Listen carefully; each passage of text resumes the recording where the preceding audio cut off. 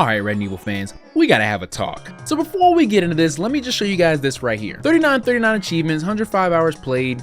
Okay, let me go to the DLC part right here. Here are the tickets. They're not, none of these say in library. Like down here they do, because I got the deluxe edition.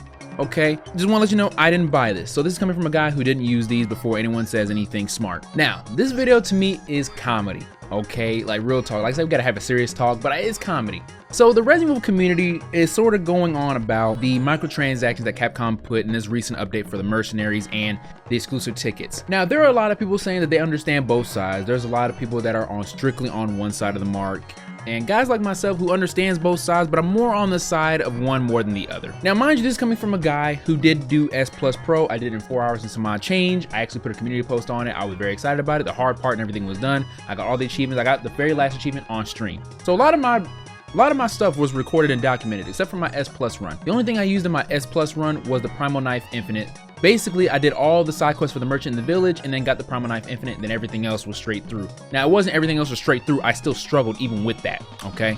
That's how I made my S Plus run, I guess, a little bit easier, but I still think that's pretty legit because it's in the game. And I know a lot of other people use the strats on, you know, getting the Chicago Sweeper Infinite and they can just blast on through. I think even with that, you're still gonna have some issues, you're still gonna suffer. Now, correct me if I'm wrong, Capcom has done this for RE3 Remake and RE2 Remake. Now, I know they did it for RE2 Remake. RE3 Remake, I'm not 100% sure.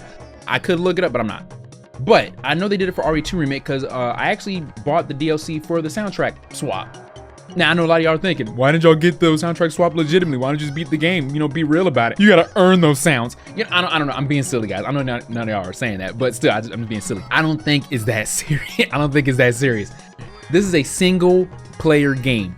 Play the game that will make you play it, that will you enjoy the game. You spent 60 or however much money that you spent on this to enjoy a game. And think about it, guys, not a lot of people have the time on their hands to grind the game to get better at it or take all the time of their day to play the game. There are some people that are just generally not really good at video games. I'm one of them. I'm not really good at video games, not at all. In my heart, in my soul, I think I did the game legitimately, even with the Primal Knife, because it's still not easy. Even with that, just like a lot of you know, guys who in that exclusive club that, you know, played it legitimately before this update and everything that came out, or even that are still doing it now. Don't get mad or upset at the ones who are buying this. One, is their money. I don't know why you're worried about someone else's money. Two, it's not like in your face and you have to buy the microtransactions. You really don't. And three, it is a single player game, guys. It's not like Call of Duty or Apex and you got hacking and aimbots and all that stuff like that, where the entire community could be like, yeah, that's funked up, that's stupid. Then yeah, I get that. This is a single player game. The main person you're gonna be competing with in a single player game is yourself, unless the game has some type of leaderboard or something like that. And 9 times out of 10, a lot of people still just compete with themselves to get a better time with whatever they had before.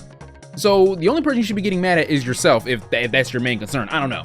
But like I said, I get both sides, but I'm more on the side of the people that buy the transactions because they want to make it easier for them. Mind you, I know a lot of people are getting that for the S Plus run. I know that. I know they're not just getting it just to get it. And and I think we all know S Plus is not an easy task. You do suffer a lot with that. Hey, I'll tell you a funny story. During my S Plus run, I actually had to exchange my controller because the L1 button stopped working. The L1 button, Griff gang. Y'all know what the L1 button does on the PS5? Or, well, I'm playing on the PC, but on my controls was the parry. The most important thing, in my opinion, to get used to, because you had to perfect parry everything. And guess when it happened? On the freaking Krauser fight, because he was kicking my badonkadonk, and I threw the controller up out of anger. Not threw it, but I threw it up, and then it landed on my desk on the button, and the button didn't work no more. So I had to go to Walmart and freaking exchange it, but at least I got a purple controller. But okay, mind you, that was my suffrage on it, but I still beat it. Guys, as a community, we have to relax. It's not a big deal.